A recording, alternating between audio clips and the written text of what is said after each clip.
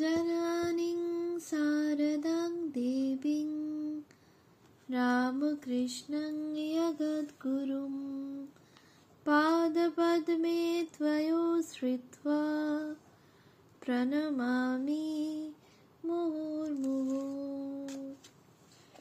পূজনীয় স্বামী চেতনানন্দজির লেখা ধ্যানলোকে শ্রীমা সারদা দেবী গ্রন্থ থেকে পাঠ, পৃষ্ঠা সংখ্যা 37। 16 তপস্বিনী সারদা। নহবতে ধ্যানমগ্না শ্রী শ্রীমা। গভীর ধ্যানে দেশ কাল পাত্রের জ্ঞান বিলুপ্ত হয়ে যায়, দেহ বুদ্ধিও থাকে না। শ্রী শ্রী মায়ের এই ধ্যান চিত্র আমাদের অনুকরণীয়। পবিত্রতা স্বরূপিণী মা আমাদের কিভাবে পবিত্রতার জন্য প্রার্থনা করতে হয় সেটিও শিখিয়ে দিলেন। রাতে যখন চাঁদ উঠত, গঙ্গার ভিতর স্থির জলে চাঁদ দেখে ভগবানের কাছে কেঁদে কেঁদে প্রার্থনা করতুম, চন্দ্রতেও কলঙ্ক আছে, আমার মনে যেন কোনো দাগ না থাকে। আমি তখন অশান্তি কেমন জানতুম না। রাত 3টের সময় উঠে জপে বসতুম, কোনো হুঁশ থাকতো না। একদিন জোছনা রাতে নবতে সিঁড়ির পাশে বসে জপ করছি, চারিদিক নিস্তব্ধ। ঠাকুর যে সেদিন কখন ঝাউতলায় সূর্যে গেছেন কিছুই জানতে পারিনি। অন্যদিন জুতোর শব্দে টের পাই, খুব ধ্যান জমে গেছে। তখন আমার অন্য রকম চেহারা ছিল, গয়না পরা, লাল পেড়ে শাড়ি, গা থেকে আঁচল খসে বাতাসে উড়ে উড়ে পড়ছে, কোনো হুঁশ নেই। ছেলে যোগীন সেদিন ঠাকুরের গাড়ু দিতে গিয়ে আমাকে ওই অবস্থায় দেখেছিল। সেসব কি দিনই গিয়েছে মা। জোছনা রাতে চাঁদের পানে তাকিয়ে জোড় হাত করে বলেছি, তোমার ওই জোছনার মতো আমার অন্তর নির্মল করে দাও। জপ ধ্যান করতে করতে দেখবে কি শান্তি প্রাণে আসবে। উৎস শ্রী শ্রী সারদা দেবী আত্মকথা, পৃষ্ঠা 45। 17 স্বামী সেবারতা সারদা। শ্রী রামকৃষ্ণের সেবা করা অত সহজ ছিল না। দিব্যভাবে মাতোয়ারা ঠাকুরের কখন কি দরকার হবে কেউ জানত না। দক্ষিণেশ্বরে এক রাত দুপুরে তার ভীষণ খিদে পায়। তার ঘরে সাধারণত সব সময় কিছু ফল মিষ্টি থাকত, কিন্তু সেদিন কিছু ছিল না। ক্ষুধার্ত ঠাকুর ভাইপোকে ডেকে বললেন, ওরে রামলাল, বড্ড খিদে পেয়েছে, কিছু খেতে দে। রামলাল ঘরে কিছু না পেয়ে মা সারদার কাছে গিয়ে বললে, ও খুড়ি, ঠাকুরের খিদে পেয়েছে, ঘরে খাবার নেই, কিছু খাবার তৈরি করে দাও। মায়ের কাঁচা ঘুম ভেঙে গেল। ধর্মর করে উঠে ঘরের পিছনের বারান্দায় জলের জালা থেকে এক ঘটি ঠান্ডা জল নিয়ে চোখে মুখে ছিটিয়ে ঘুমের ঘোর কাটালেন। কেরোসিনের লম্ফটা জেলে সিঁড়ির নিচে রাখলেন। তারপর তড়িঘড়ি করে শুকনো নারকেল পাতা দিয়ে উনুনে কাঠ জ্বালালেন। কড়াই, খুন্তি, সুজি, ঘি, চিনি, তেজপাতা ঘর থেকে বের করলেন। কড়াই উনুনে বসিয়ে ঘি ঢাললেন এবং ঘি গললে কয়েক মুঠো সুজি, কয়েকটা তেজপাতা দিয়ে খুন্তি দিয়ে নাড়তে লাগলেন। মাঝে মাঝে বাঁ হাতে লম্ফের আলোয় দেখতে থাকলেন সুজিটা ঠিকমতো ভাজা হয়েছে কিনা।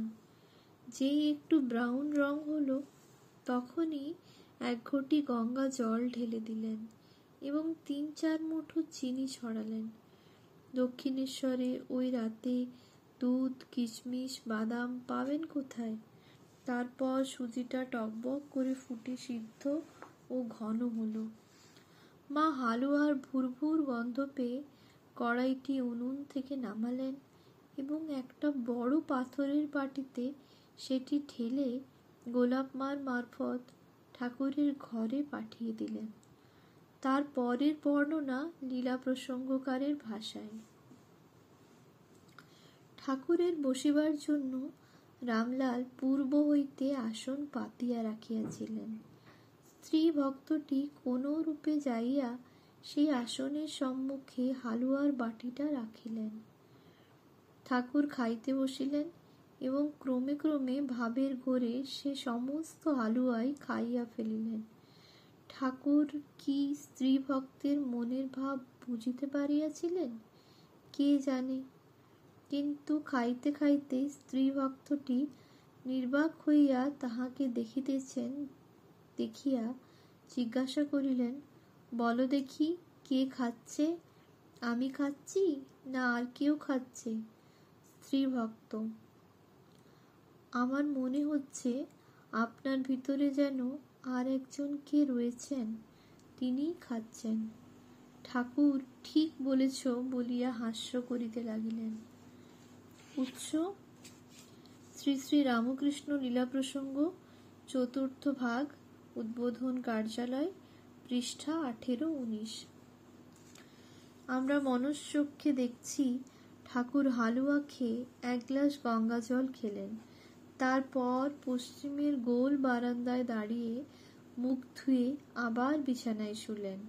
ওদিকে মা সারদা দেবতুল্য স্বামীর সেবা করে কৃতার্থ হয়ে খুশি মনে নহবতের মেঝেতে পাতা বিছানায় শুলেন। একেই বলে লীলার ধ্যান, যা আমাদের ঠাকুর ও মায়ের সান্নিধ্য পাইয়ে দেয়। 18 নহবতে সারদার রুটিন। নহবতে শ্রী শ্রী মায়ের একটি দৈনিক চিত্র। আমাদের কৌতূহলী মন জানতে চায় মা সারাদিন কি করতেন। প্রত্যক্ষদর্শী যোগেন মা মায়ের দৈনিক চিত্র বর্ণনা করেছেন। শ্রীমা ভোর 4টার আগে শৌচ ও স্নানাদি সেরে ধ্যানে বসতেন।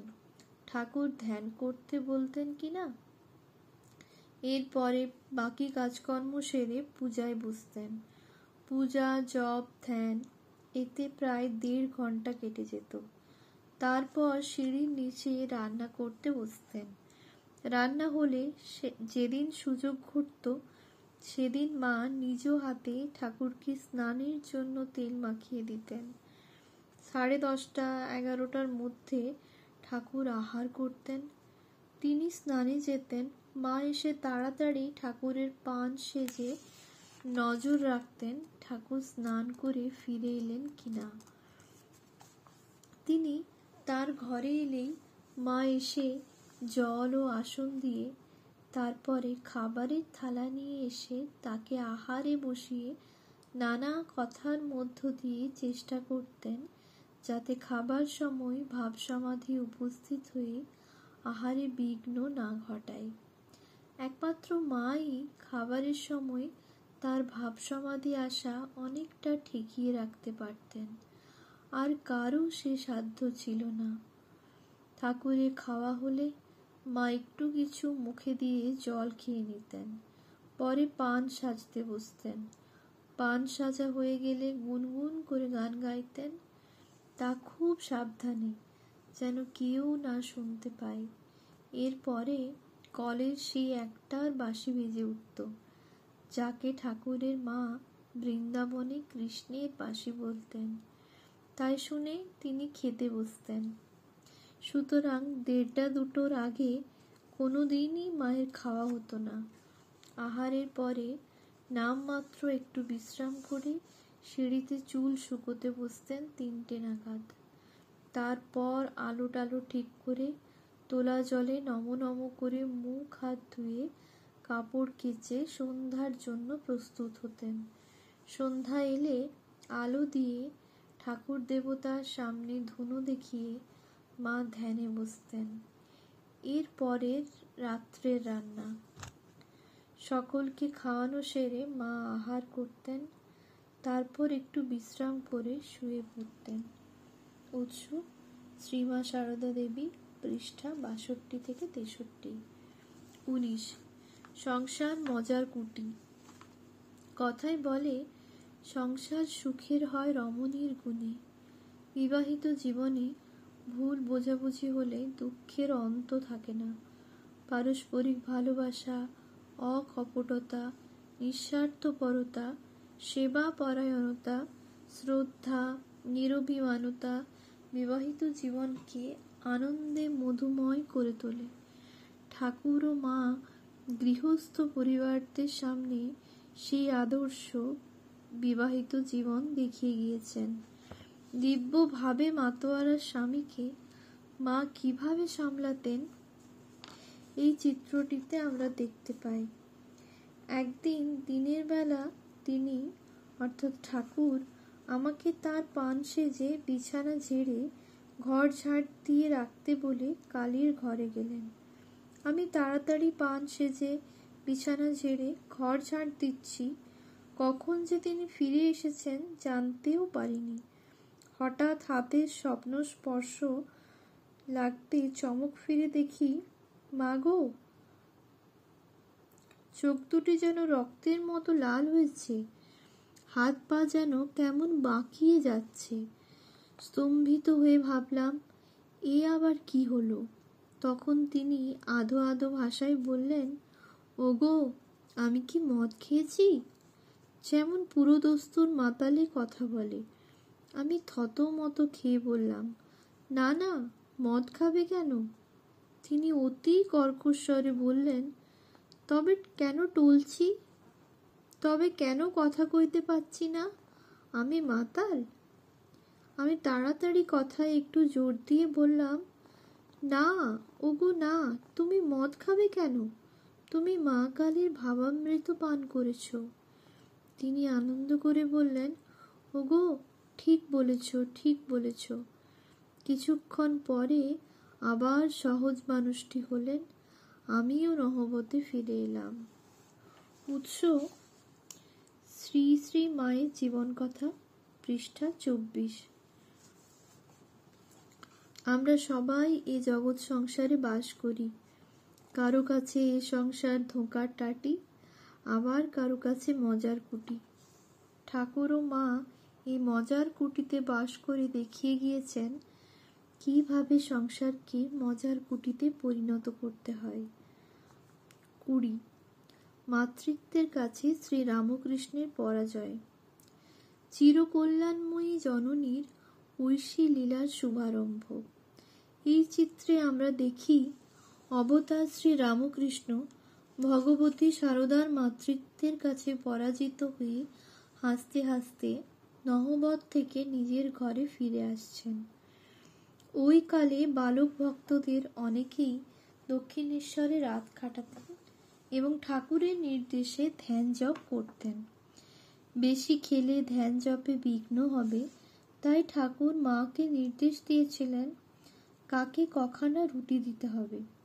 এ প্রসঙ্গে মা বলেছেন, উনি বললেন, নরেনের ভেতর আগুন, জ্ঞান অগ্নি দাও দাও করে জ্বলছে, তা ওকে 14 খানা রুটি দিও, রাখালকে দিও 6 খানি, আর লেটোকে 5 খানি, বুড়ো গোপাল ও বাবুরামকে 4 খানি দিও।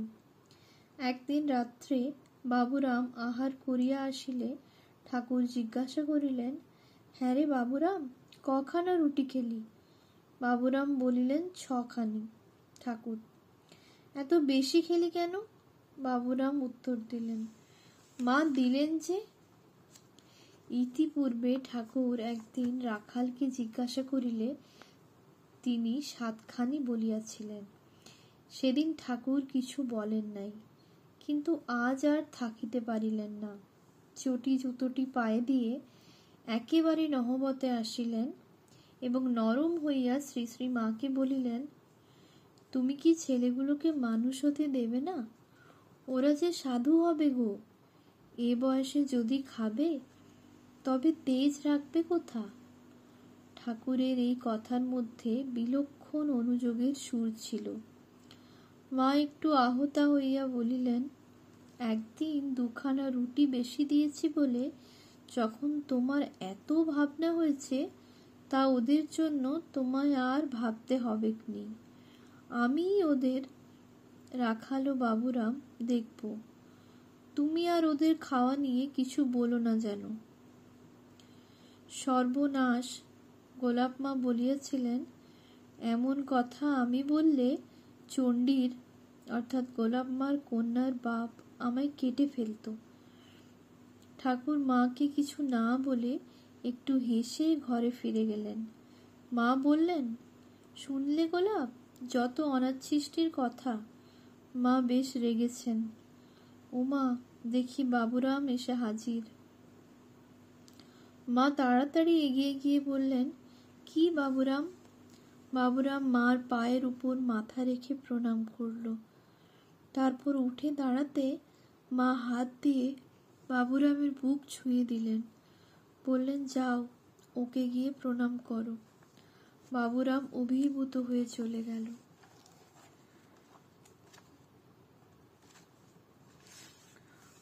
উৎস শ্রী শ্রী মায়ের জীবন কথা, পৃষ্ঠা 57 থেকে 58। পর্দা যে ফাঁক হয়ে গেল। 21। অবগুণ্ঠনবতী মা শারদা।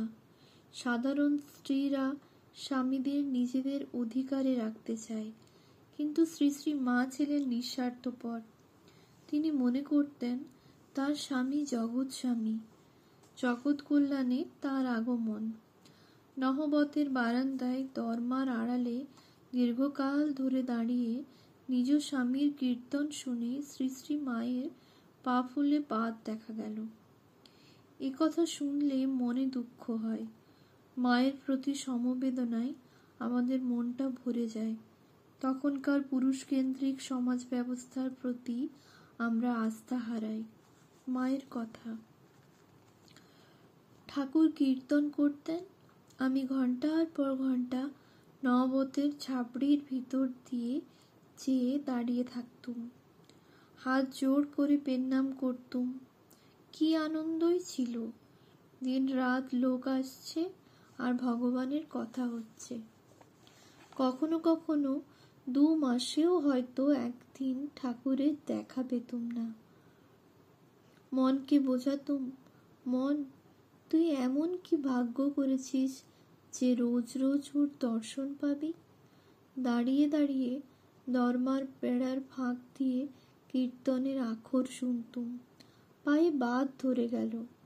তিনি বলতেন, বুনো পাখি খাঁচায় রাত দিন রাখলে বেঁতে যায়, মাঝে মাঝে পাড়ায় বেড়াতে যাবে। খাজাঞ্চি বলতেন, তিনি আছেন শুনেছি, কিন্তু কখনো দেখতে পাইনি। উৎস শ্রী শ্রী সারদা দেবী আত্মকথা, পৃষ্ঠা 34। স্বামী গম্ভীরানন্দের বর্ণনা। ঠাকুর জানিতেন যে শ্রীমা তাহার কীর্তনাদি দেখিতে ভালোবাসেন। তাই কীর্তনের আরম্ভে রামলাল দাদাকে তাহার ঘরের নহবতের দিকের উত্তরের দরজা খুলিয়া দিতে আদেশ করিয়া বলিতেন, এখানে কত ভাবভক্তি হবে, ওরা সব দেখবে না, অর্থাৎ শ্রীমা ও লক্ষ্মী দিদি শুনবে না, কেমন করে তবে শিখবে।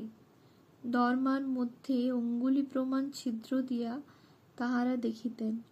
ক্রমে সেই ছিদ্র বড় হইয়া গিয়াছে লক্ষ্য করিয়া ঠাকুর রহস্য সহকারে ভ্রাতুষ্পুত্রকে বলিলেন, ওরে রামনেলো, তোর খুঁড়ির পর্দা যে ফাঁক হয়ে গেল।